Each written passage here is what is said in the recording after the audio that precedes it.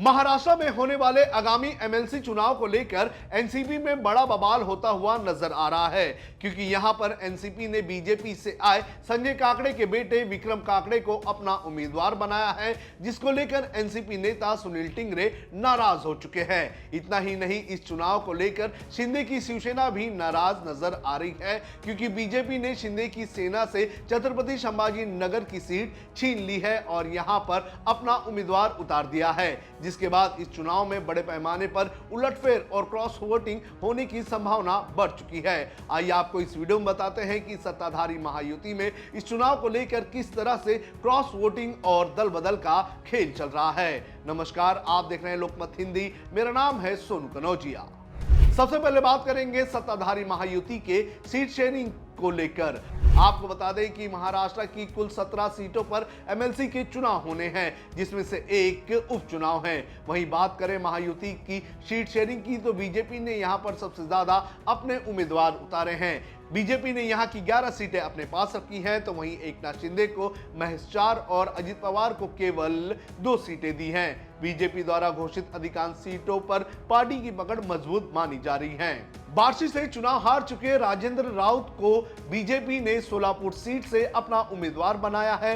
राजाभाऊ को मुख्यमंत्री देवेंद्र फडणवीस का काफी करीबी नेता माना जाता है। इसी तरह से कांग्रेस का हाथ छोड़कर भारतीय जनता पार्टी में शामिल हुए कद्दावर नेता वसवराज पाटिल को भी पार्टी ने बड़ा इनाम देते हुए धाराशिव लातूर बीड़ क्षेत्र से अपना उम्मीदवार बनाया है। शिंदे को लगा झटका।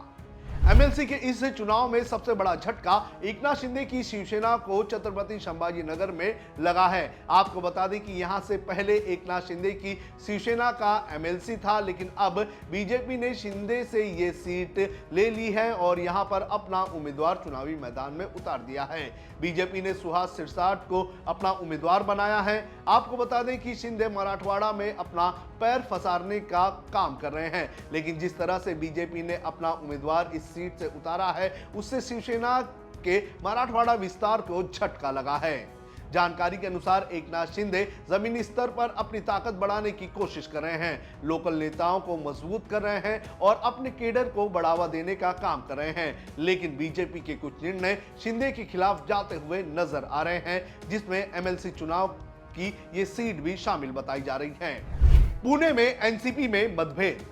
वहीं इस चुनाव में सबसे बड़ा मतभेद अजित पवार की एनसीपी में पुणे में देखने मिल रहा है। आपको बता दें कि महायुति में ये सीट अजित पवार की एनसीपी को गई है, जिसके बाद एनसीपी नेता सुनील टिंगरे को लग रहा था कि उन्हें पार्टी की तरफ से कैंडिडेट बनाया जाएगा, लेकिन लास्ट मोमेंट में एनसीपी ने बीजेपी नेता संजय काकड़े को पार्टी में शामिल कर लिया और फिर उनके बेटे विक्रम काकड़े को अपना उम्मीदवार बना दिया। पार्टी से मिले इस धोखे के बाद सुनील टिंगरे नाराज हैं और उन्होंने अपनी ही पार्टी के उम्मीदवार के खिलाफ फॉर्म भर दिया है और वो चुनावी मैदान में उतर चुके हैं, जिसके बाद कहा जा रहा है कि इस चुनाव में बड़े पैमाने में क्रॉस वोटिंग की जा सकती है। सुप्रिया सुले के समधी अरुण लखानी को टिकट। बीजेपी की इस सूची में सबसे ज्यादा चर्चा वर्धा चंद्रपुर गढ़चिरौली सीट की हो रही है, जहां से बीजेपी ने अरुण लखानी को अपना उम्मीदवार बनाया है। अरुण लखानी रिश्ते में एनसीपी शरद पवार गुट की नेता सुप्रिया सुले के समधी लगते हैं। लखानी आरएसएस केंद्रीय मंत्री नितिन गडकरी और सीएम फडणवीस के बेहद करीबी माने जाते हैं। बीजेपी ने क्षेत्र में उनके प्रभाव और पवार परिवार से उनके पारिवारिक रिश्ते का फायदा उठाने के लिए जोड़तोड़ की राजनीति के तहत उन्हें चुनावी मैदान में उतारा है।